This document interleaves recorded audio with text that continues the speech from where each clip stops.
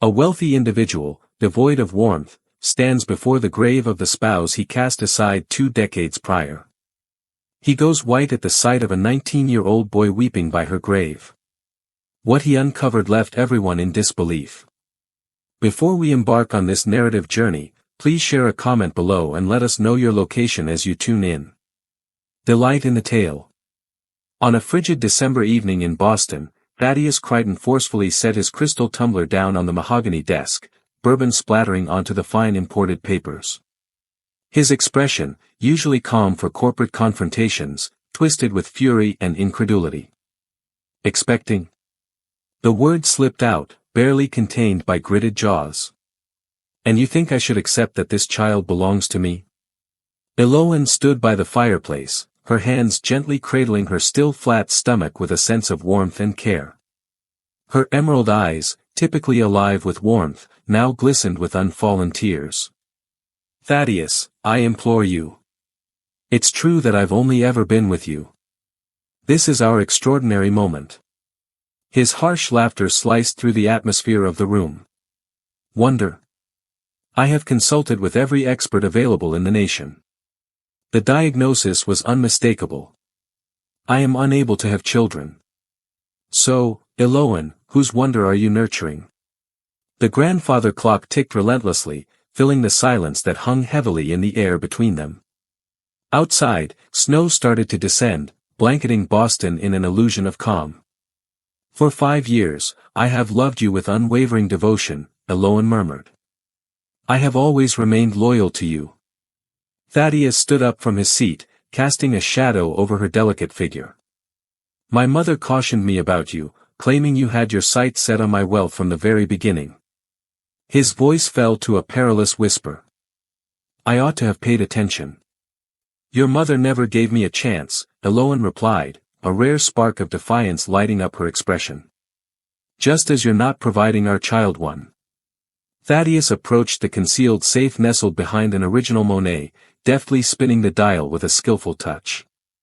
He pulled out a checkbook, writing with such intensity that the pen almost pierced the paper. In this moment, he extended the check in her direction. Take this and vanish. Think of it as compensation for the work done. Eloan cast not a single look at the figure.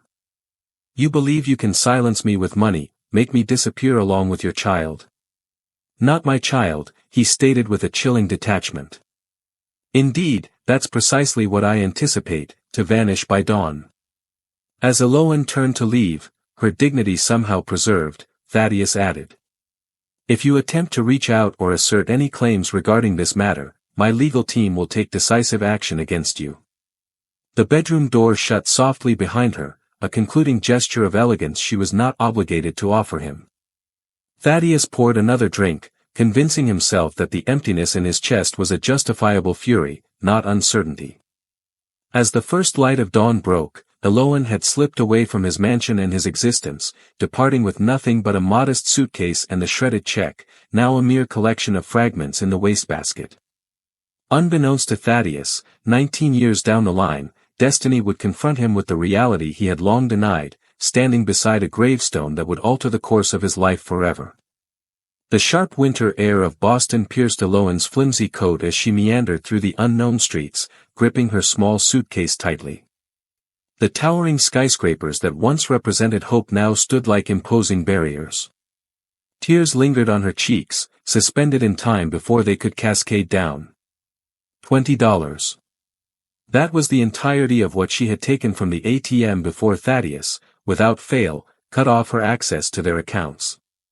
No home, no money, and a baby developing within her, Thaddeus's baby, despite his harsh skepticism. Consider, Eloan, she murmured to herself, her breath forming a mist in the icy atmosphere. It's time for you to leave Boston. She recalled her college roommate, Margaret, residing in Chicago. Though they had drifted apart, Margaret's kindness had always shone through. It was a gamble, yet it was the sole opportunity she possessed. At South Station Bus Terminal, the ticket agent maintained a steady demeanor as he stated the price. $127.50. Eloan felt a sinking sensation in her stomach. She would have to plead, an act she had never envisioned herself undertaking. She approached travelers with an air of practiced grace, only to be met with turned heads and uneasy refusals. Everyone believes I'm orchestrating a deceit, she reflected with bitterness, as hunger clawed at her insides. On her abdomen. Pardon me, miss, are you all right? An aged man with worn hands and gentle eyes stood before her, something in his gaze evoked memories of her late father. I must make my way to Chicago. She hesitated. I find myself without a destination here. He observed her, not with doubt, but with empathy. Once, I found myself without a home, he stated plainly. Everything was taken away in '87. A kind soul came to my aid when no one else was willing to step forward. He delved into a tattered wallet and presented her with the precise amount for the fare. Someday, I hope you'll pay it forward. That's my only request. The bus's warmth failed to penetrate the chill that enveloped her heart. As Boston faded from view, Eloan took a moment to exhale deeply. She would endure this. It was necessary for her to do so. 18 hours later, weary and dazed, she found herself outside Margaret's apartment building in the Lincoln Park area of Chicago. Her heart raced as she rapped on the door. The door creaked ajar, unveiling Margaret's well-known visage, now etched with disbelief. Eloan. What in the world? I didn't know where else to go, Eloan whispered, her voice trembling. Thaddeus cast me aside. Margaret's demeanor shifted gently as she observed Eloan's caring hand resting over her stomach. Silently, she drew her into an intimate hug. Step inside, Margaret insisted with determination. You are secure now. The cozy apartment, though compact, radiated warmth, adorned with an array of books and vibrant throws. As Margaret brewed the tea, Eloan unfolded the entire story with clarity. The pregnancy, Thaddeus's allegations, her sudden lack of shelter. That scoundrel, Margaret muttered. You are worthy of far greater things. At last, Eloan felt her shoulders ease for the first time that day. I'm feeling quite lost, Maggie. I possess nothing. Margaret extended her hand across the table, giving it a gentle squeeze. I am yours. And you have that little one. We'll navigate this journey side by side. That night, nestled beneath borrowed blankets on Margaret's sofa, Eloan softly spoke to her unborn child. Everything will turn out fine. I assure you of that. She was unaware of the exact moment, but somewhere between Boston and Chicago, resolve had taken the place of hopelessness. Thaddeus had stripped away everything but the essence of her being, her dignity and the cherished life blossoming within her. Eloan gazed at her reflection in Margaret's bathroom mirror, her hand gently placed on the subtle curve of her stomach that had started to reveal itself in recent weeks. She appeared transformed, her face more angular, her eyes reflecting a newfound caution, yet there was an additional quality as well. A serene determination. You can't stay hidden in my apartment forever, Margaret had said softly that morning during breakfast. I appreciate your presence, but it's important for you to carve out your own path, both for yourself and for the baby. She was indeed correct. 3 weeks had gone by since Eloan's arrival in Chicago, and although Margaret's kindness had provided a crucial support, Eloan understood that she couldn't forge a future on temporary accommodations and fleeting moments. The classified section of the Chicago Tribune sprawled across the kitchen table, with circled listings forming a tapestry of opportunities. Eloan had been diligently reaching out to each individual, only to receive the same replies. No experience, positions taken, or the uncertain silence when she revealed her pregnancy. Don't give up, Margaret urged, giving her shoulder a reassuring squeeze before heading off to her teaching job. Everything will fall into place. By afternoon, Eloan had summoned the courage to step into Sullivan's Diner, a humble establishment with a help-wanted sign always visible in its window. The bell rang softly as she stepped inside, the aroma of coffee mingling with the savory scent of grilled onions enveloping her senses. How may I assist you today? Inquired a serious woman at the counter, her silver hair neatly gathered into a tight bun. In fact, Eloane took a moment to clear her throat. "I'm reaching out regarding the position." The woman, Nancy Sullivan, as Eloane would later discover, assessed her with a discerning gaze, her eyes pausing briefly on Eloane's midsection. "Have you ever had experience in the food service industry?" "No," Eloane admitted, "but I pick things up quickly and I—" She hesitated, suppressing her ego. "This job is incredibly important to me." Nancy cleaned her hands on her apron. "It requires a lot of effort. Clients often have high expectations. I get that the compensation isn't ideal. When are you able to begin?" The straightforward inquiry almost brought tears to Eloane's eyes.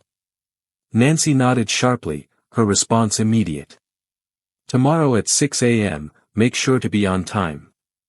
That evening, Eloane and Margaret reveled in their small victory, toasting with a modest bottle of sparkling cider instead of champagne. Margaret raised her glass in celebration of the first step toward independence. "I'm truly proud of you, Elle." "I'm not sure how to express my gratitude," Eloane murmured, "as I appeared at your doorstep." "That's the essence of friendship," Margaret interjected. "Moreover, you would have acted in kind for me." The following morning, Eloane rose before the sun, a surge of anxious energy driving her as she went about her preparations. The diner buzzed with energy as she stepped inside, filled with truckers and early shift workers gathered around the counter. "Presenting this." Nancy forcefully handed her an apron. "The tables numbered 7 to 14 are assigned to you. The coffee is consistently fresh, the specials are prominently displayed, and stand your ground against anyone who tries to belittle you." The journey of acquiring knowledge was quite challenging. Eloane stumbled with a tray of dishes, jumbled the orders, and faced the growing impatience of eager customers. By mid-morning, her feet throbbed, and her back cried out in agony. Yet she declined to reveal vulnerability. In a fleeting moment of calm, Nancy materialized next to her while she replenished the salt shakers. "You're surpassing my expectations," she remarked. Though the praise was not overflowing, Eloane experienced a subtle warmth of achievement. "Thank you for the opportunity," she responded. Nancy's gaze became a touch gentler. "What's your current progress?" "Nearly 4 months." Nancy considered the matter with a thoughtful nod. "My sister works as an OB nurse at County. I will provide you with her information. It is essential to seek prenatal care." The unforeseen generosity stirred a tightness in Eloane's throat. "Thank you for that acknowledgement." Time flowed seamlessly, transforming days into weeks as a rhythm took shape. Eloane toiled through the morning shifts at Sullivan's, meticulously saving every dollar she could. Her little contributions found their way into a mason jar marked with the words "baby," "fund," and Margaret's neat handwriting. Under the cover of darkness, she diligently searched through community newsletters for resources, second-hand baby furniture, free clinics, and parenting classes. On her first day off, Eloane made her way to the Chicago Women's Resource Center, where she encountered a counselor named Regina. Regina guided her through the process of applying for emergency medical assistance and introduced her to a support group tailored for single mothers. "You're not the first to begin anew," Regina said, passing her a hefty folder filled with information. "And you certainly won't be the last, but you're taking all the right steps." That evening, perched on Margaret's fire escape and observing the sunset drape the city in golden hues, Eloane experienced the baby's first movement, a delicate flutter reminiscent of butterfly wings. "Hello, dear child," she murmured, tears cascading down her face. "I assure you that I will provide you with a fulfilling life, regardless of the circumstances." In Boston, Thaddeus Crichton's business empire thrived with remarkable success. The finalization of his divorce from Eloane occurred swiftly, her lack of presence rendering the process nearly comically straightforward. He convinced himself that he felt nothing but relief as he signed the final papers, dismissing the hollow ache that had settled beneath his breastbone. In the stillness, uncertainty occasionally seeped in. What if she had indeed been honest? What if the medical professionals had erred? He swiftly dismissed these thoughts, redirecting his attention to acquisition deals and profit margins. He never sought her out, never made an effort to discover where she had disappeared to or whether she had given birth. In his thoughts, that chapter was finished, the pages ripped out and set ablaze. What he failed to see was that one day, those ashes would ascend once more, reshaping into a reality he could not evade. Meanwhile, in Chicago, Eloane Crichton, now embracing her maiden name, Bennett, was crafting a future, brick by determined brick. It wasn't the life she had imagined for herself, yet as she looked at the sonogram picture affixed to Margaret's refrigerator, an unexpected feeling washed over her, hope. Half a year into her new existence in Chicago, Eloane had found a cadence that kept her going, though it didn't quite satisfy her. Her time at Sullivan's Diner had garnered her a humble recognition for her effectiveness and understated grace. Frequent patrons began to seek out her area, leaving behind substantial gratuities that she diligently contributed to her accumulating savings. Yet, as her pregnancy advanced, the truth closed in around her like the constricting fabric of her uniform. Her back throbbed persistently from the long hours spent on her feet, and Nancy had started to cast worried looks in Eloane's direction when she believed she wasn't being observed. "You need a plan beyond just waiting tables," Margaret remarked one evening while they perused a second-hand baby store. "A solution that provides lasting support for both you and your little one." Eloane gently caressed a delicate blue sweater. "I understand, but what comes next? I didn't complete my degree, and it seems there aren't many opportunities for a pregnant woman without experience." "There are initiatives," Margaret emphasized, "skill development, credentialing programs, opportunities that could provide you with improved choices." That evening, as Margaret meticulously evaluated assignments, Eloane immersed herself in community college brochures and workforce development pamphlets. A specific program piqued her interest: medical office administration. The program lasted just 8 months, featured evening classes, and proudly reported a 90% job placement rate. "This one," she said to Margaret, tapping the brochure. "This is something I can accomplish." The expense of the program was reasonable yet still out of her financial reach. Unfazed, Eloane scheduled a meeting with a counselor at the community college. Lisa, the program advisor, absorbed Eloane's situation with a deep sense of understanding. She explained that there are options available, including scholarships for single mothers and various payment plans. "If you are dedicated, we can definitely make this happen." "I am," Eloane stated with conviction. "I must create something superior." After 2 weeks, Eloane started going to evening classes 3 times a week following her shifts at the diner. The fatigue was all-consuming, yet every finished task felt like a triumph. Each grade received a move further from the desperate woman who had come to Chicago with nothing but a suitcase and an unborn child. At Sullivan's, Nancy made adjustments to her schedule to fit in her classes, a thoughtful gesture that Eloane hadn't anticipated. Nancy explained in a rough tone that her mother raised 4 kids all on her own. Every individual striving for self-improvement merits an opportunity. By the 8th month of her pregnancy, Eloane found her study schedule increasingly demanding.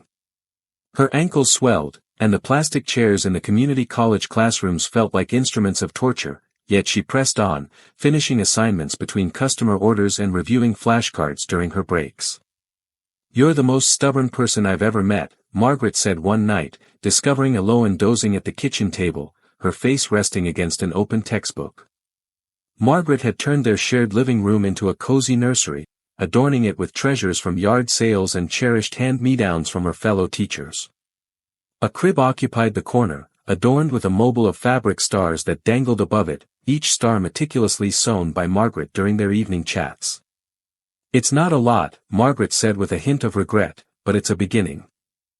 "It's all that matters," Eloane murmured, filled with appreciation. On a crisp October morning, Eloane's water broke as she was refilling the sugar dispensers at the diner. Nancy navigated the roads to the hospital, her frustration boiling over as she shouted at the traffic and sped through 2 red lights. "You better not have this baby in my Buick," she cautioned, yet her hand held Eloane's with a comforting grip. 16 hours later, Callum Bennett made his entrance into the world, weighing 7 pounds of perfection, adorned with a shock of dark hair and eyes that, when they finally opened, revealed the unmistakable Cretan blue. Cradling him close, Eloan experienced a profound and unwavering love that rose above the shadows of her past. "Greetings, my dear," she murmured. "We have arrived." Margaret and Nancy alternated their visits, each time arriving with thoughtful gifts and capturing moments in photos that Eloan held dear. Though there were no grandparents whispering sweet nothings to the newborn, nor a proud father distributing celebratory cigars, love was present, vast and unwavering. Throughout the nation, unaware of the arrival of his son, Thaddeus Crichton finalized a landmark real estate transaction and reveled in solitude within his penthouse office, turning a blind eye to the void that achievement could never quite satisfy. The winter following Callum's arrival was the harshest Chicago had experienced in many years. Eloan would wrap her son in layers of pre-loved clothing before heading out to her classes, feeling thankful that Nancy had permitted her to come back to the diner on a lighter schedule. Amidst the demands of work, school, and motherhood, sleep transformed into a rare indulgence she seldom allowed herself. On especially harsh evenings, Margaret would insist on looking after Callum so that Eloan could attend her classes without having to haul the baby through the snow. The moments of separation, while necessary, wrenched at Eloan's heart. "He won't even recall that you were missing," Margaret comforted her. "And you're undertaking this for him." Eloan was certain of her correctness, yet the guilt lingered, an ever-present shadow in her transformed existence. It murmured that she fell short, lacked the ability to give enough, and ought to transcend her current self. In stillness, she pondered whether this was the experience of single mothers across time, always torn, endlessly feeling insufficient. Still, there were instances of sheer happiness that rendered it all meaningful. Callum's initial smile, a charming lopsided grin that emerged one morning as she sang to him during a diaper change, his wonder at the dust motes swirling in the sunlight, the gentle weight of his tiny body resting against her chest as he peacefully slept, so perfect and trusting. One evening, as she prepared for her final exams, Eloan cradled Callum in her lap, gently bouncing him while attempting to commit medical billing codes to memory. Annoyed by her lack of focus, he started to whine, his tiny features contorting. Ready to unleash a heartfelt cry, "Shoo, shoo, Cal," she whispered, putting her flashcards aside. "I understand. Mom is right here." She raised him to her shoulder, gently patting his back in a soothing rhythm, when unexpectedly she sensed his small hand tapping her shoulder in response, intentionally echoing her gesture. A simple act, a first exchange of understanding and acknowledgement, pierced through her fatigue, and tears began to flow down her face. "Oh, Cal," she murmured, "you and we're going to be perfectly all right." That night, she penned her thoughts in the journal she had been maintaining since his arrival into the world. "Today, my son extended his hand towards me." It was a seemingly insignificant detail, yet it carried immense weight. He is evolving into an individual, transcending the mere status of an infant. A person who possesses emotions and insights, demonstrating a deep comprehension of my experiences. I ponder whether this is the experience shared by all parents, the awe, the fear, the immense love that engulfs them. Does Thaddeus ever ponder our existence? Does he ever sense the void of what he's lacking? I wish that one day Callum can find a way to ease that profound emptiness. I wish that my love will be sufficient. As winter gave way to spring, Eloan's resolve solidified into an unyielding force. She embraced additional shifts whenever possible, dedicated her time to studying during Callum's naps, and excelled in her certification exams with scores that left even her instructors impressed. Her program director started forwarding her job postings, certain that Eloan would be a valuable addition to any medical office. In the heart of Boston, Thaddeus Crichton's empire pressed on with unwavering growth. He had established offices in 3 new cities, acquired a struggling competitor at a mere fraction of its value, and was highlighted in Forbes magazine as one of America's most eligible bachelors. The piece referenced his former marriage and his departure as CI. A short-lived union ended before any children could add complexity to the situation. As he sat in his office late one night, Thaddeus experienced a sudden, unexpected pang. He had refrained from contemplating Alain for months, conditioning himself to bypass memories of their shared life as one would fast-forward through commercials during a television show. Yet, there was an unsettling feeling within him as he witnessed their marriage being merely a footnote in the narrative of his success. He pondered, yet again, what had happened to her. Did she decide to keep the child? Did it turn out to be a boy or a girl? Had she discovered another to cherish, someone capable of providing her with what she desired? These thoughts seemed perilous, akin to treading on fragile ice. He dismissed them swiftly, pouring himself another scotch and shifting his focus to the quarterly projections that required his attention. Real estate developments were not constructed on feelings or remorse. Returning to Chicago, Alain was presented with an opportunity from Lakeside Pediatrics, a reputable practice located in Lincoln Park. The pay was modest yet reliable, accompanied by benefits that provided health insurance for both her and Callum. The office manager was taken by her certifications and remained unbothered by her status as a single mother, a blend Alain had never dared to wish for. That evening, she and Margaret indulged in a delightful extravagance. Grab some takeout from the Thai place nearby and pick up a bottle of affordable wine. To new beginnings, Margaret declared, as the glasses chimed together in the cozy kitchen. And to the friends who make them possible, Alain added, her appreciation immeasurable. As I observed Callum peacefully slumbering in his crib, his small chest gently rising and falling with every breath, Alain sensed a feeling she hadn't encountered since that pivotal night in Boston. Anticipation. Not merely the urgent desire to endure, but the comforting, blossoming promise of potential. We're going to be okay, she whispered to her sleeping son, a promise she finally felt she could uphold. 5 years slipped by like the gentle turning of pages in a cherished novel. Alain's role at Lakeside Pediatrics transformed from front desk coordinator to office manager, her understated skill garnering the admiration of both doctors and patients. The small increases in pay and yearly bonuses had finally enabled her to leave Margaret's apartment and settle into a cozy 2-bedroom place in a welcoming neighborhood. Their new residence lacked the grandeur typical of Boston, certainly far from the mansion she had once inhabited with Thaddeus, yet it held a sense of belonging that was uniquely theirs. A space where Callum could have his room adorned with walls she'd painted a serene sky blue one weekend, where toys could be strewn across the living room floor without a hint of remorse, where snapshots of their small family decorated the hallway. On Callum's 5th birthday, Alain delighted him with a second-hand bicycle, its red paint a bit worn but its training wheels reliable. Seeing his face illuminate with that unique joy that only children can convey made every extra shift she had worked worthwhile. May we venture to try it now, Mama? Please, he implored, already trying to maneuver it toward the exit. Absolutely, birthday boy, she chuckled, reaching for her keys. In the park, she observed him navigating the pathway with a wobbly rhythm, his dark hair, reminiscent of her own, fluttering in the gentle wind.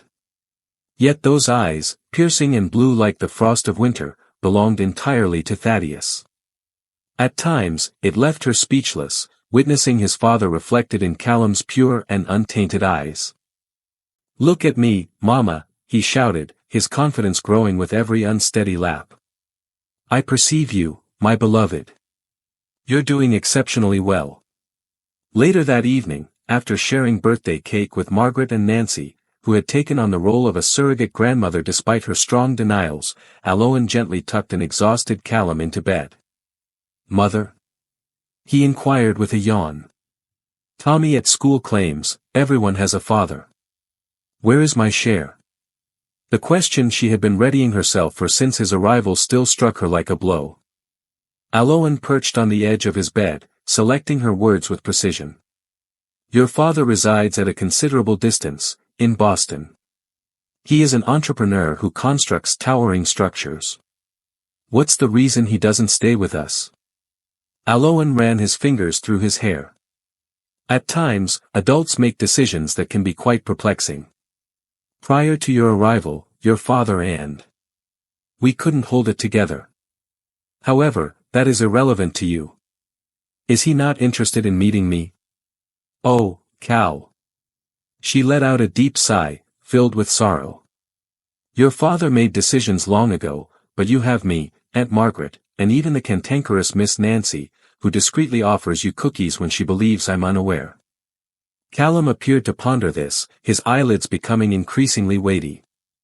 I long for him to understand who I am.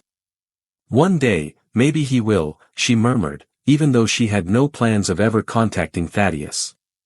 Some bridges, once ignited, are best left in ruins. Throughout the nation, Thaddeus Crichton marked the achievement of his newest skyscraper with a private gathering atop the building. At 52, he still held the status of one of Boston's most sought-after bachelors, although the allure of that designation had long since diminished. His connections never endured. Women were drawn to his affluence and influence, yet over time, they became weary of his emotional detachment, his fixation on his career, and his struggle to form genuine connections. In fleeting instances of truth, he admitted the void behind his accomplishments. Structures of glass and steel held no significance as you found yourself back in a hollow penthouse every evening. Yet, constructing a new structure proved far simpler than delving into the remnants of what could have existed. By the time Callum reached the age of 10, he had developed into a reflective young lad, possessing a sharp intellect and a kind-hearted nature. His room brimmed with library books on architecture and towering structures, a fascination that occasionally stirred a pang in Eloan's heart, hinting at an unspoken bond with his father. "Mom, check this out!" Callum exclaimed one evening, gesturing excitedly at a photograph of a sleek skyscraper in a borrowed architecture book. According to the information, it was constructed by Creighton Enterprises in the previous year. "Isn't that also my last name?" Prior to reverting it to Bennett. Eloan halted, sensing the all-too-familiar constriction in her chest each time Thaddeus entered their discussions. "Indeed, that was the name I used during my marriage. Did my dad really create this?" His blue eyes, strikingly reminiscent, sparkled with an unforeseen sense of pride. Her response was measured, "His company did. Your father has achieved great success in his business endeavors." Callum examined the building's image with deep contemplation. "Do you believe he constructs models initially?" "I can certainly manage that. Ms. Wilson believes I excel in my science projects." Eloan beamed, playfully tousling his hair. "Cal, you excel at whatever you choose to pursue. That originates from the two of us." These moments, filled with innocent questions and natural curiosity about half his heritage, never became any easier. Yet Eloan had vowed to herself ages past. She would never deceive Callum regarding Thaddeus, nor would she taint him with resentment. The tale she shared was straightforward yet authentic. His father had questioned his paternity, made decisions that created distance between them, and led a life that felt worlds apart. What she held back were the more sinister aspects: how Thaddeus had callously cast her aside, how he'd charged her with betrayal, how he'd proposed a sum to ensure her silence. Certain realities weighed far too much for a young heart to bear. In light of Thaddeus's absence, Eloan was resolute in her belief that Callum would be raised with a deep understanding of the values that held true significance. She guided him by her actions, laboring with dedication, showing compassion to those around her, and discovering happiness in the little things. Their Saturday ritual took on a sacred significance. In the early hours at the local animal shelter, Callum's compassionate approach to the anxious dogs was truly impressive. Next, a trip to the farmer's market for vibrant, fresh vegetables, followed by an afternoon of cooking together or exploring museums using discount passes from the library. Despite the constraints of a limited budget, Eloan navigated her finances with skill and precision. Callum's school attire was sourced from thrift shops, yet it was consistently clean and meticulously mended. Birthday celebrations were intimate yet imaginative, and while Christmas gifts may have been limited, each one was selected with great consideration. When Callum's school assigned a family tree project, Eloan assisted him in positioning Thaddeus's name on the correct branch, noting unknown for Thaddeus's parents. She had never encountered them, having only listened to distant tales from a husband who seldom shared memories of his early years. "Perhaps one day I'll encounter him," Callum stated with a sense of certainty as they collaborated on the project, "and then I can expand on more branches." Eloan's hand wavered, blurring a pencil mark. Perhaps, she replied, reluctant to dampen his optimism while fully aware of how improbable such a meeting might be. But you see, Cal, families go beyond mere branches on trees. They revolve around the people who care for you, who are present, and who enhance your life simply by being a part of it. Similar to Aunt Margaret and Miss Nancy. Just like them, she smiled, appreciating the family they had created from friendship instead of lineage. That night, as she observed Callum in peaceful slumber, Eloan couldn't help but reflect on the profound transformation this child had brought into her life. Before him, she had existed as a woman shaped by her losses. Following his departure, she transformed into a person characterized by her discoveries, an unexpected strength, a joy in the tiniest of moments, and a sense of purpose that extended beyond her own existence. Whatever Thaddeus was constructing in Boston, it paled in comparison to what she was creating here, a human being filled with compassion and courage, a boy who might one day grow into the kind of man his father had never managed to be. The acceptance letter came on a Tuesday afternoon, the Columbia University emblem sharp against the thick cream envelope. Eloan gazed at it, perched on the kitchen counter, anticipating Callum's return from his last day of high school. 19 years had gone by since she had escaped Boston with nothing to her name. Now her son, a remarkable and compassionate individual, stood at the brink of opportunities she had once only imagined offering him. As the front door swung open at last, Eloan felt her heart race with anticipation. Callum showed up, towering at 6 feet, exuding a sense of maturity in his worn jeans and flannel shirt that occasionally left her in disbelief. It arrived, she remarked quietly, gesturing toward the envelope. Callum stood still, his blue eyes, unmistakably those of a Creighton, growing wide with surprise. Could it be? She confirmed it was Columbia. Your primary selection. His hands quivered ever so slightly as he reached for the envelope. It seems I am unable to access it. Take the reins and make it happen. Eloan gently shook her head, a subtle gesture that spoke volumes. This is your time to shine, Cal. Anything it states. She observed him as he broke the seal, opened the letter, his face transforming from anxiety to astonishment to sheer happiness. He whispered, I got in. Complete funding for education. The surge of pride within Eloan was all-consuming.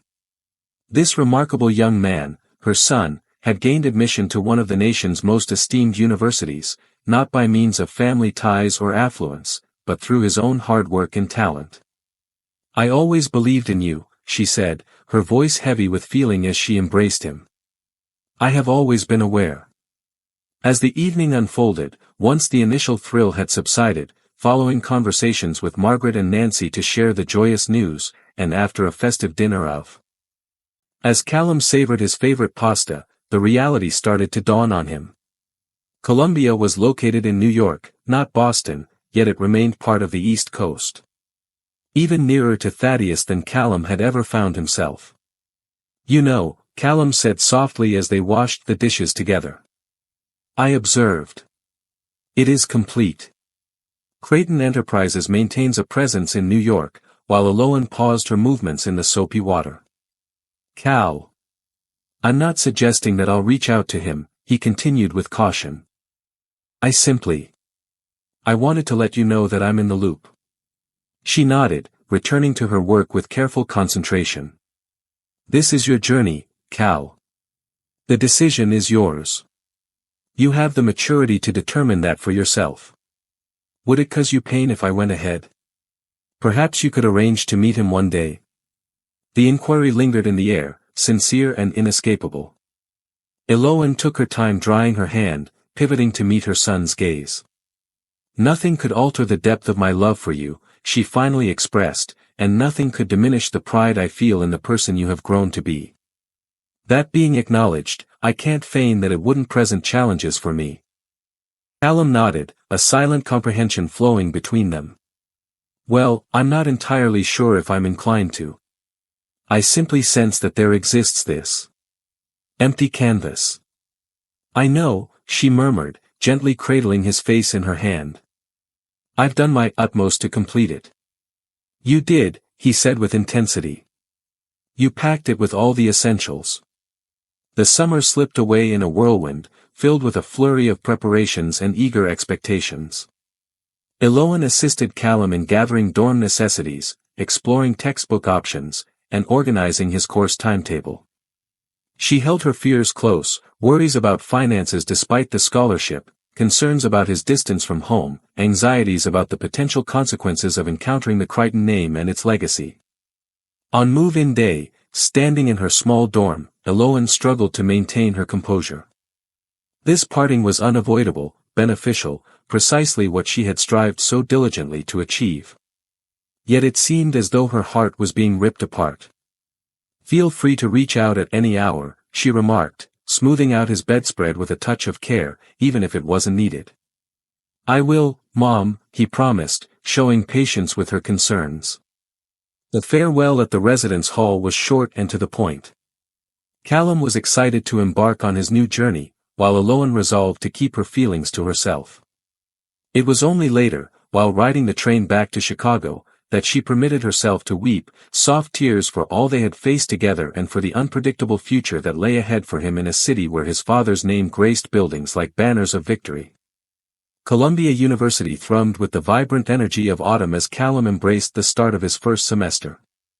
His architectural design course swiftly emerged as his favorite, with his inherent talent garnering admiration from professors who remained unaware of the irony in his instinctive grasp of structural principles. On a crisp October afternoon, Callum strolled through Lower Manhattan alongside his roommate Tyler when he suddenly halted, captivated by a towering structure that gleamed in the sunlight. Whoa, Tyler exclaimed, trailing his eyes along the same path. Quite remarkable, isn't it? The Creighton Financial Center stands there. Completed everything from the previous year. Callum stood motionless, his gaze fixed on his father's name etched in polished metal letters above the entrance. Indeed, he succeeded. Remarkable. Are you all right, my friend? You seem as if you've encountered a specter, Callum murmured.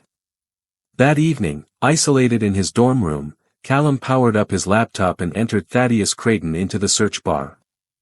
He had engaged in this act previously, naturally, yet it was always done in secrecy, accompanied by a feeling of treachery towards his matriarch. This moment carried a distinct weight, a heightened sense of urgency, an essential need. The results flowed seamlessly across his display. Profiles in Forbes, interviews with the Wall Street Journal, updates on real estate development.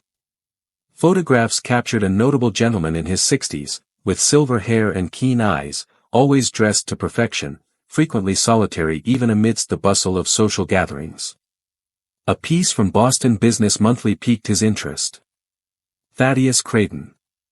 The lone architect of an empire. He clicked, examining the profile that depicted his father as intelligent yet alone, admired yet intimidating, accomplished yet apparently unsatisfied. Despite 2 unsuccessful marriages, the article pointed out, Creighton remains without children and has no clear successor to his substantial wealth. Without children. The word hit Callum with the force of a punch. He was present. However, in the sanctioned account of Thaddeus Creighton's existence, he did not. Additional investigation uncovered that Creighton Enterprises maintained offices a mere 15 blocks away from his dormitory.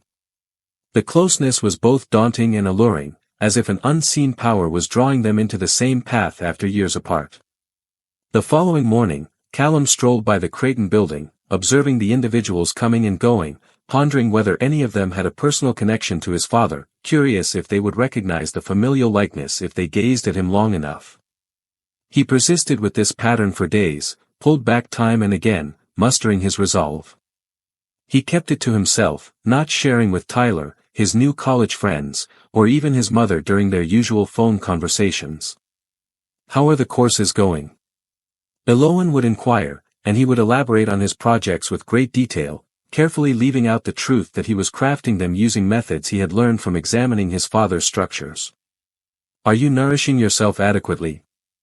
She would fret, and he would comfort her regarding the dining hall meals, omitting the fact that his appetite had vanished since he stumbled upon the Creighton building. At last, on a drizzly Friday, Callum reached a conclusion. Clad in his finest attire, dark jeans, a button-down shirt, and the blazer his mother had painstakingly saved for months to gift him upon graduation, he stepped into the lobby of Creighton Enterprises. The interior matched his vision perfectly. Elevated ceilings, polished marble floors, and elegant artwork that likely exceeds his mother's yearly earnings. At the reception desk, a refined woman in her 40s glanced up with anticipation. "How can I assist you today?" she inquired. Callum's heart pounded fiercely within him, the sound of blood surging in his ears. He reflected on his mother, her sacrifices, and her unwavering strength. He pondered the empty gaps in his family tree, the mysteries that had lingered in his mind since he was a child. He contemplated the man whose name graced this structure, whose essence flowed through his veins, whose absence had influenced his existence long before he drew his first breath. "Indeed," he remarked, finally discovering his. "I must speak with Thaddeus Creighton." Her flawlessly sculpted eyebrow arched gracefully. "Do you have a scheduled meeting?" "No," Callum conceded, "but he will want to meet with me." "And you are," Callum straightened, the burden of 19 years resting heavily on his shoulders as he uttered the words he had never voiced before. "I am his son." The receptionist's polished facade faltered for an instant, her eyes betraying surprise before she quickly restored her poise. "I will check on Mr. Creighton's availability. Could you please tell me your name?" "Callum Bennett." She glided through the polished glass doors, leaving Callum in solitude, his heartbeat echoing in the silence. The lobby's quiet ambience was stifling. As business people moved past, their inquisitive looks heightened his consciousness of his youth and his position as an outsider. Time dragged painfully as the doors finally swung open once more. A security officer appeared, imposing and serious, clad in a dark suit with an earpiece in place. "Mr. Creighton will see you," he stated flatly. "Come along with me." Callum's legs felt stiff as he trailed behind the man through a labyrinth of hallways, surrounded by inquisitive staff members. They arrived at an elevator that demanded a keycard, gliding quietly to the uppermost level. The entire level was dedicated to the executive suite, exuding a minimalist yet powerful vibe, with expansive floor-to-ceiling windows that framed the stunning skyline of Manhattan. At the far end, behind a massive desk of dark wood, sat Thaddeus Creighton. Encountering him in the flesh, rather than through photographs or the realm of imagination, left Callum breathless. The similarity was unmistakable. The identical jawline, the striking blue eyes, and the manner in which his hands lay on the desk, fingers gently splayed, asserting their presence.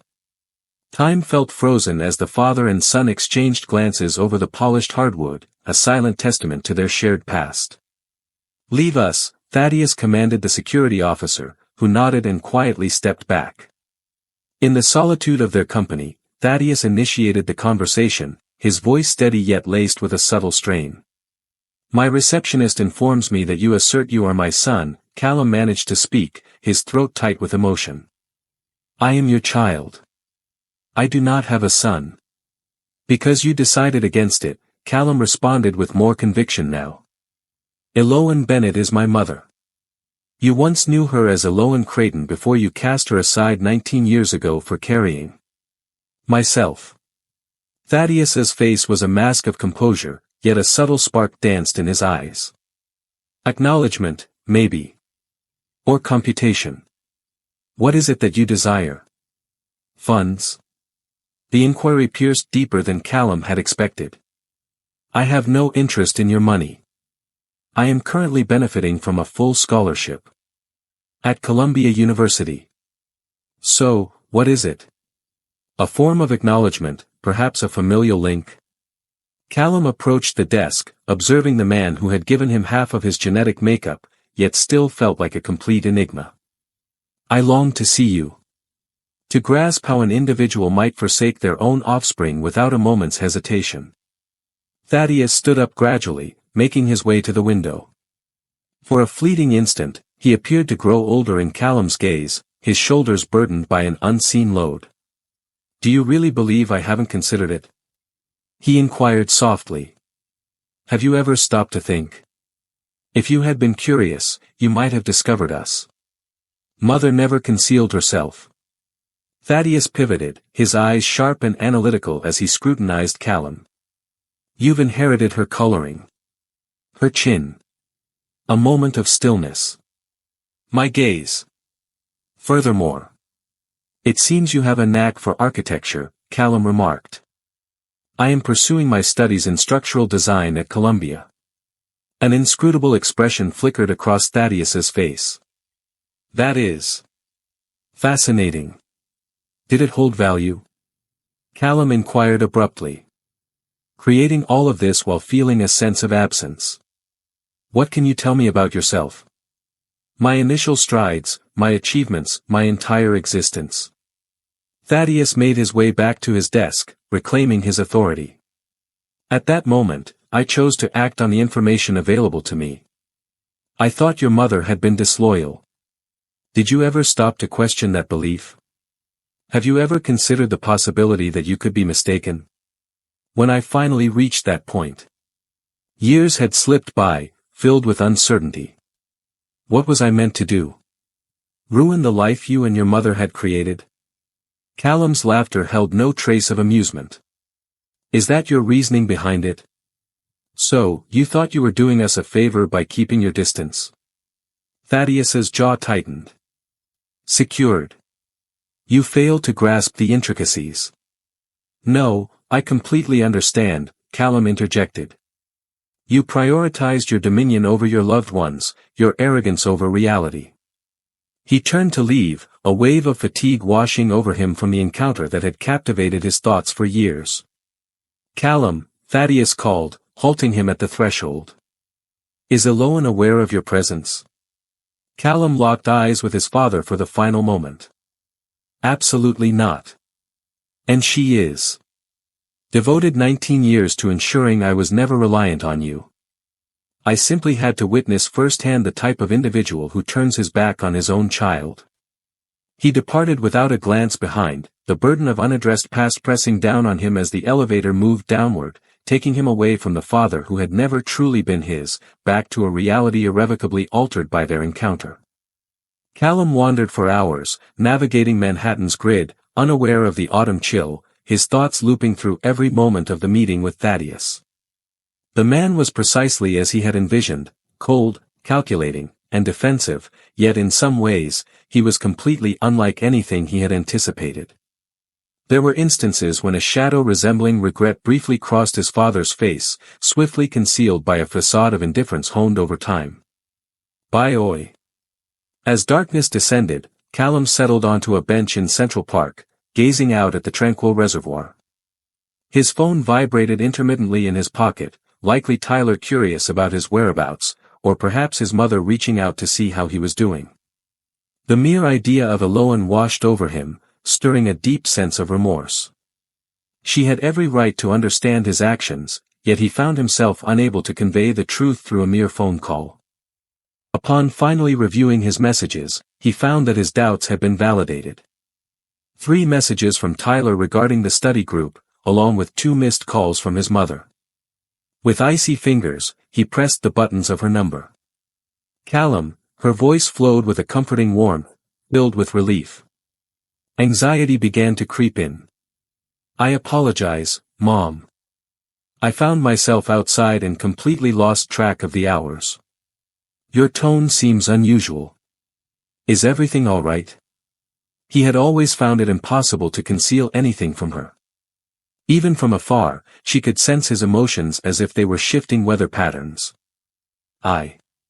He started, then hesitated. I have something to share with you. The stillness on the other end was filled with anticipation, waiting quietly. Eloan had always allowed him the freedom to discover his own words. Finally, Callum admitted, I went to see him. Thaddeus. My dad. Her breath caught sharply, revealing her surprise. As she spoke, her voice carried a deliberate cadence. I understand. So, how did that turn out? He remarked with a hint of humor, though it didn't quite land as intended. He didn't refute my claim of being his son, at least not once he took a proper glance at me. However, he didn't exactly greet me with enthusiasm either. "Oh, Cal," she sighed, and he could envision her shutting her eyes, collecting her thoughts. I had a feeling this day could eventually arrive. I merely wished I would refrain from seeking out answers that could cause me pain. He completed it for her. She conceded something along those lines. Was it really? Were you able to gather everything you required from the meeting? Callum gazed at the city lights dancing on the water's surface, pondering her question. Not exactly. I expected to experience something. Resolution. Fury. Link. Something intriguing. However, I simply sensed void. It felt as though I had constructed this moment in my thoughts for ages, yet the actual experience was far less grand than I had envisioned. That's frequently the case with the creatures lurking beneath our beds, she murmured gently. He feels so distant, Mom. Well. Enclosed. Is that how he was when you knew him? A lengthy silence ensued. She finally replied, not always. When we first crossed paths, he exhibited a fervor, a sharp focus, and a certain kindness in his own unique manner. However, achievement transformed him. Or perhaps it simply amplified what was already present. His drive, his need for security, his struggle to place faith in others. He expressed uncertainty concerning the matter of I belonged to him. Yet, he never sought us out. She affirmed it, no doubt. He never did. Callum sensed a tightness building in his throat. How could he possibly resist the urge to find out? How could he create all these enduring structures yet remain indifferent to his own family? Some individuals lack the ability to provide the kind of love that a child truly deserves, Eloan remarked softly. This isn't about you, Cal. It was never the case. It was a reflection of his constraints, not yours.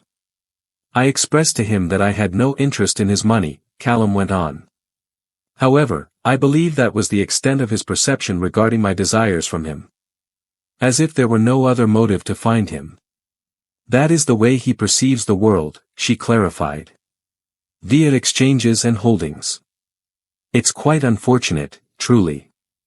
Callum nodded, even though she was unaware of his acknowledgement. I continued to anticipate this sensation. I do not. No celestial link.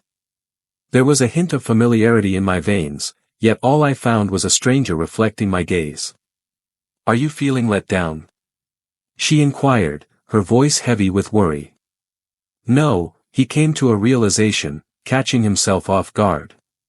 No, I believe I feel a sense of relief. For what feels like an eternity, I've been pondering this elusive fragment, this lingering shadow that looms over my existence. However, I have now witnessed him engaging in conversation with him and he is merely a man. A solitary figure of success, burdened by decisions that cannot be undone. The burden that had settled on Callum's chest since he stepped into the Creighton building started to ease. He inhaled the refreshing chill of the night air. You were enough, Mom, he declared abruptly, with intensity. You have always been sufficient. Plenty to go around. It's important for you to understand this. At the far end of the line, a gentle sniffle reached his ears. It means the world to me, Cal, she murmured softly. They continued their conversation, discussing his classes, her work, and the everyday topics that connected them despite the miles in between. As the final goodnight lingered in the air, Callum experienced an unexpected tranquility amidst the chaos of the day. As he strolled back to campus, a deep realization dawned upon him, marking a significant change within. For 19 years, he had been shaped in part by the void, the absent father, the lingering questions, the empty chapters in his story. Yet, that emptiness no longer seemed like a chasm demanding to be filled. It was simply a truth, akin to the hue of his hair or the contour of his hands. Thaddeus Creighton had bestowed upon him the gift of life and then departed, yet Elo and Bennett had provided him with everything that followed, love, values, strength, and the insight to discern what was genuinely important. Thanksgiving graced Chicago with an unexpected warmth this year. Alo had dedicated the morning to crafting a humble yet delightful spread.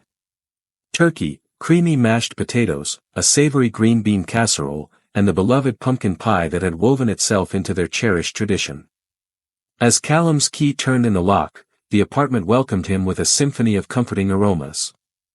"Mom," he announced, letting his duffel bag thud onto the floor in the entryway. She quickly wiped her hands on her apron and hurried to wrap her arms around him. 3 months of college had transformed him in nuanced ways. A fresh assurance in his stance, a more defined sharpness to his features, the early signs of maturity resting upon him. "Look at you," she remarked, taking a step back to fully appreciate him. "The college is in agreement with you." It felt comforting to be back, he grinned, trailing behind her into the kitchen where he quickly started to lend a hand, slipping into their familiar routines. They collaborated closely, exchanging tidbits and updates. His architectural projects, her promotion at the medical office, Margaret's new boyfriend, Nancy's hip replacement, none of these touched on Thaddeus directly, yet his presence hung in the air, an unspoken connection weaving through their conversations. Once the dinner dishes were put away, they nestled on the couch, each holding a warm mug of cider. The soothing quiet that enveloped them had consistently been one of Alo and's cherished aspects. How they could effortlessly coexist, free from the burden of occupying space. After seeing him, Callum finally spoke up, saying, "I've been doing a lot of thinking about our phone call." Alo nodded, allowing him the opportunity to proceed. "I find myself questioning whether my decision to go there was a mistake, if perhaps I let you down in some way." She placed her mug on the table, pivoting to meet his gaze completely. "Cal, you haven't let me down. It's completely understandable to seek answers about your life and your history. Yet, after all you have done for us, all that you have given up." "Pay attention," she interjected softly. "I never wished for you to live your life in uncertainty. I never intended for Thaddeus to wield that sort of influence over you." The strength of the mysterious. Callum examined his hands, similar in shape to hers yet larger and more powerful. "As I sat in his office, taking in the fruits of his labor, my mind wandered to the creations you have brought to life. It wasn't about towering structures or corporations, it held a significance far beyond that." "Oh, Cal," she murmured. "He inquired whether you were aware of my presence," Callum continued. "I believe he was concerned that you had sent me to. I'm not sure, maybe address him on your behalf or something." He allowed a faint smile to cross his face, tinged with sadness. From his viewpoint, everything would appear as a possible assault, a negotiation, a struggle for dominance. Have you ever felt the allure? To return, to demonstrate that he was mistaken? She pondered this, her fingers gliding over the edge of her mug in contemplation. "In the beginning, indeed, I dreamed of coming back triumphant, showing him he was mistaken. However, as time went on, I came to understand something significant. Demonstrating his error indicated that he continued to shape my decisions. Genuine liberation arrived when I ceased to evaluate my existence through the lens of his demands. That was the sensation I experienced as I exited his office," Callum affirmed with a nod.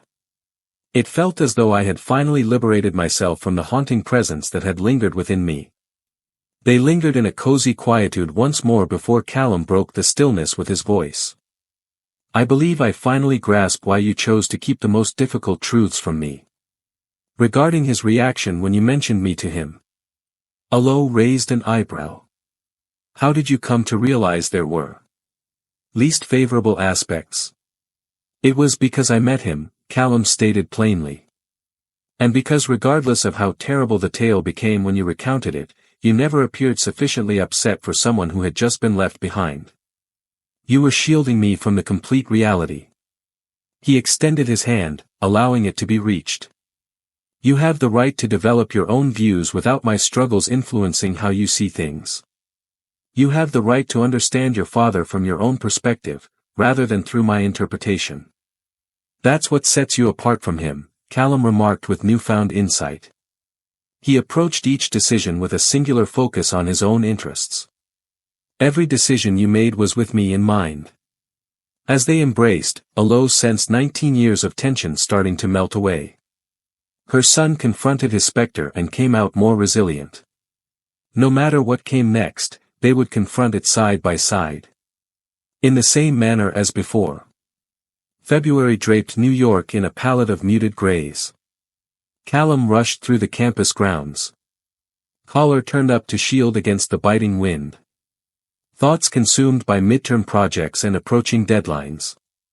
The phone buzzed softly in his pocket, probably Tyler inquiring about their upcoming study session.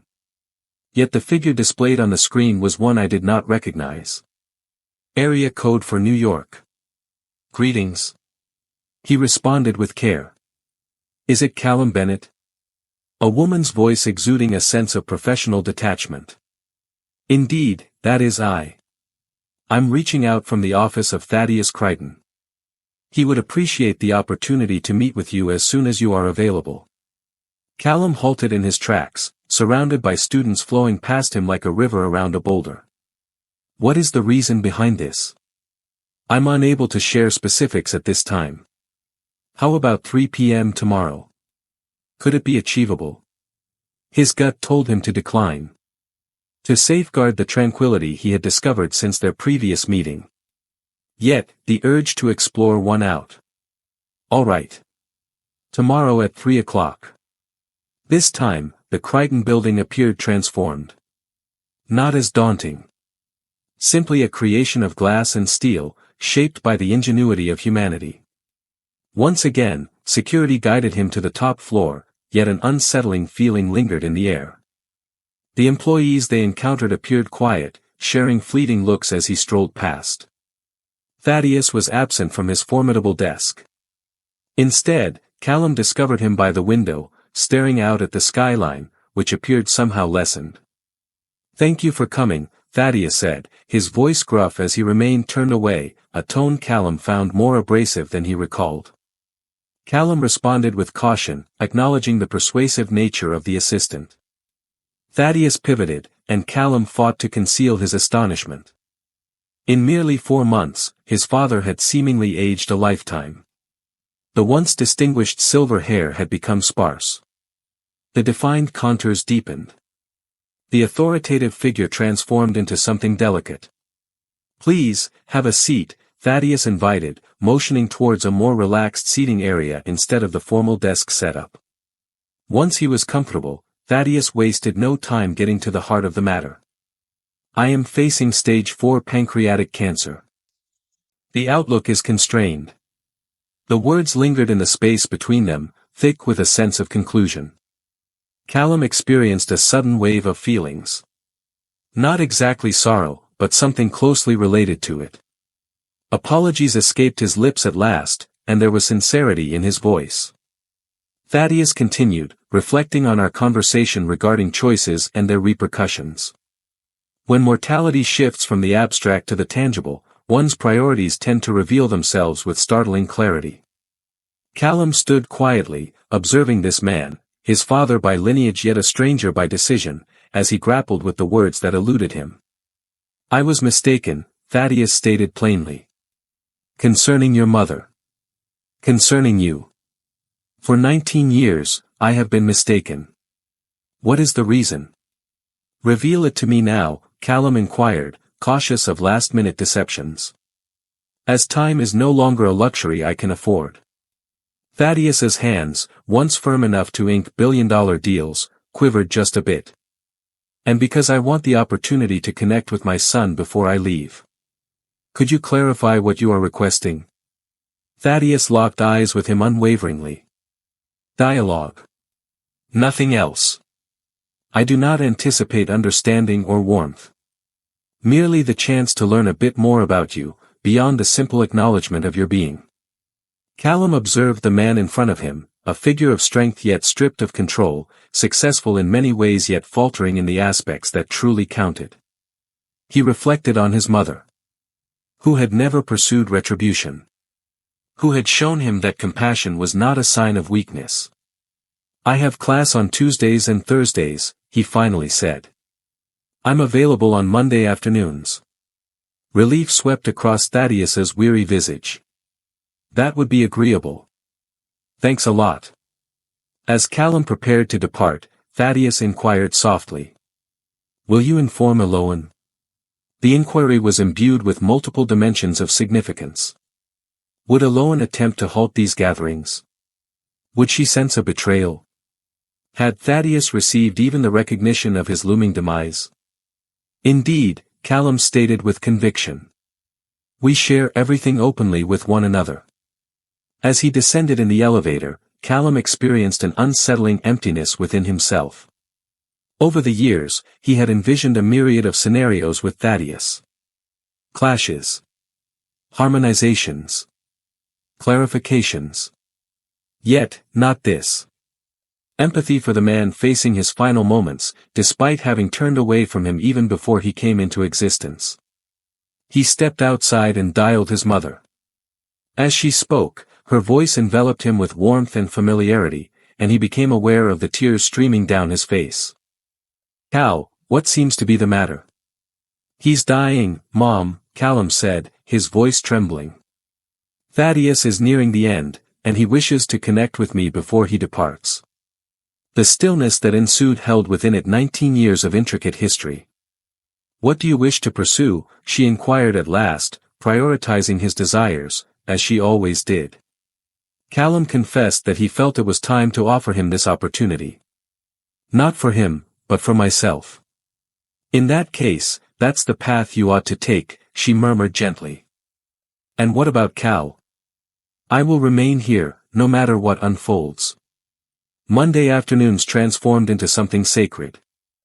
Callum was set to reach Creighton Tower at exactly 3 p.m., taking the elevator up to the top floor where Thaddeus awaited him.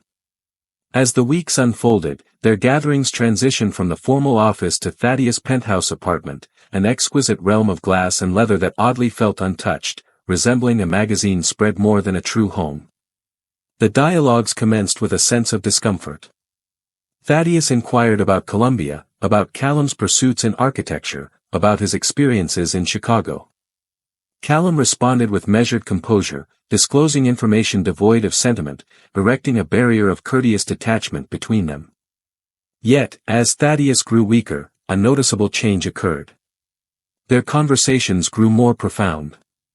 One afternoon, Thaddeus asked, his oxygen tubes now a constant presence beneath his nose, to share stories of my childhood. Callum paused for a moment, then began to recount tales of his mother toiling away with double shifts to provide for him, the excitement of his first bicycle, the creativity of science fair projects crafted from recycled materials, and the simple yet joyful Christmases they celebrated together. Callum confessed that she never spoke ill of you. She had the chance to turn me against you, yet she chose not to. Thaddeus briefly shut his eyes, a flicker of pain crossing his features that was unrelated to his illness. She consistently surpassed anything I could have hoped for. In the course of their fifth meeting, Thaddeus requested that a nurse fetch a leather-bound journal from his bedroom. I rarely shared details of my own upbringing, he remarked, passing it to Callum. Maybe that was a contributing factor. The journal held Thaddeus' earliest recollections, shaped by a father who equated love with accomplishments, a mother who dispensed affection like currency, and an environment where showing vulnerability was seen as a flaw and failure was met with harsh judgment. I'm not making excuses, Thaddeus clarified, just providing context. I transformed into the product of my upbringing, fiercely accomplished yet devoid of emotional wealth. Callum observed his father, perceiving not the giant of commerce but a man molded by inherited wounds he had lacked the strength to overcome. When your mother shared the news of her pregnancy, I felt a wave of panic wash over me, Thaddeus continued. Medical professionals had verified that I was unable to have children, a consequence of a sports injury I sustained during my college years. I anticipated treachery, for that was the lesson my past had instilled in me. Trust was an indulgence I had never mastered to embrace. You could have had tests done, Callum said, his tone straightforward and devoid of blame. Indeed, Thaddeus conceded, yet that would have necessitated an admission of doubt. I never excelled in that area. As March transitioned into April, Thaddeus's condition deteriorated swiftly.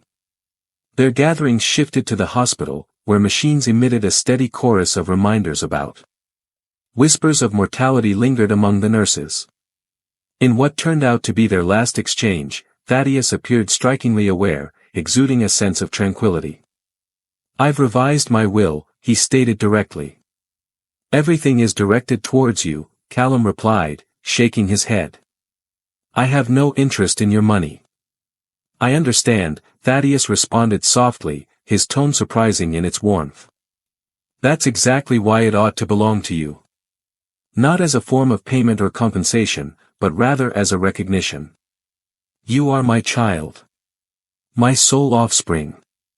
The most incredible gift I could have never earned." He extended his hand toward Callum, his grasp unexpectedly firm. "I've organized plans for another matter as well. A private investigator has tracked down your maternal grandparents in England. They were completely unaware of me. I have made contact with the information in my documents." Callum gazed at him, taken aback. "Are my grandparents still living?" "Absolutely." "And excited to meet their grandson?" Thaddeus's eyes retained a glimmer of their once keen intensity. "Don't squander years like I did, Callum. Time is the singular resource that no amount of riches can acquire." As the evening unfolded and Callum readied himself to depart, Thaddeus had something to say once again. "I have never expressed these words to anyone with true conviction," he whispered, awareness slipping away. "However, I must express my apologies, Callum. I sincerely apologize." Callum gently clasped his father's hand. He whispered, "I know. Take a moment to rest." 3 days later, Thaddeus Creighton passed away quietly in his slumber. The individual who dedicated his life to creating symbols of his own importance discovered his most profound bond in his last moments, with the child he had previously turned away but eventually acknowledged as his most significant potential inheritance. The graveyard commanded a view of Boston Harbor, with venerable trees standing guard over countless generations. Among the city's distinguished, Eloan remained by Callum's side as Thaddeus's casket descended into the earth, her expression serene, her hands unwavering in her son's hold. She had arrived for the funeral at Callum's urging, not for Thaddeus, but for the young man who required a proper conclusion to this chapter of his life. The gathering was marked by the presence of business associates and acquaintances, yet it lacked any signs of tears or authentic sorrow. A life constructed from exchanges had produced connections of a similar kind. Once the final mourners had left, Callum and Eloan stayed behind, observing the groundskeepers as they commenced their tasks. "Are you doing all right?" she inquired gently. He nodded in agreement, affirming his thoughts. "It's peculiar, I hardly knew him, yet this sense of loss weighs heavily on me." She remarked that you are grieving not only for what has happened but also for what might have been. "That's completely normal." They strolled deliberately through the cemetery, navigating around ornate family mausoleums and marble angels, until they arrived at another grave, more modest, adorned with fresh flowers already laid upon it. Eloan Marie Bennett, cherished daughter, 1976 to 2017. Callum knelt beside the gravestone, gently laying the white roses they had brought. "It's hard to wrap my head around the fact that she passed away before I had the chance to meet her," he murmured softly. Eloan gently pressed her hand on his shoulder. "Your grandmother would have cherished you, Cal. She possessed a warmth, an unyielding spirit, and a strong sense of self, much like you." Following Thaddeus's revelation regarding her parents, Eloan rekindled her relationship with her estranged family in England, mending wounds that had lingered for decades. Finding out that her mother had died only 2 years prior was a heart-wrenching revelation, yet the news of her father's existence and his desire to connect with his grandson filled her with an unexpected sense of happiness. "Grandfather arrives tomorrow," Callum said, standing up. "He can't wait to take us on a tour of the family home nestled in the countryside." "It seems as though all things are converging," Eloan noted, linking the past to the present in ways I never thought could be realized. They departed the cemetery in a shared quietude, making their way to the reading of Thaddeus's will. The attorney's office exuded a familiar severity, the proceedings marked by a strict formality. True to his word, Thaddeus had entrusted everything to Callum. The vast enterprise, real estate holdings, global investments, art collections, a wealth amassed over years, what will you do with it all?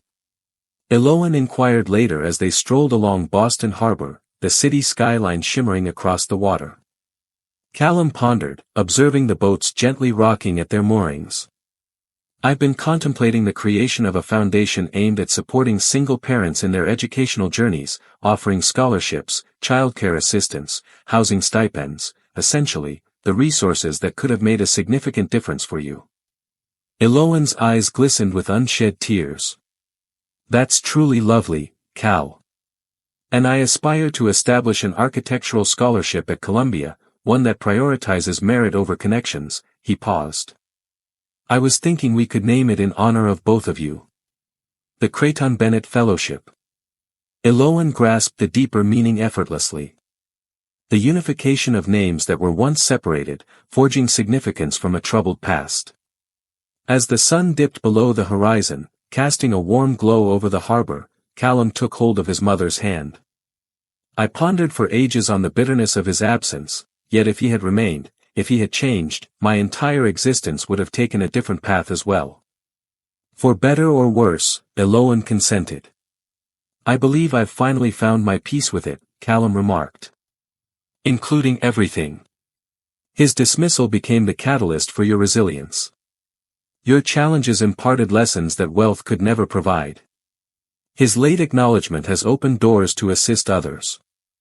Eloan encircled her arm around her son's waist, leaning into his sturdy presence. From the instant I became aware of your presence, you infused my life with meaning, she stated plainly. All the challenges, the triumphs, and even this surprising inheritance have woven together to shape our shared journey.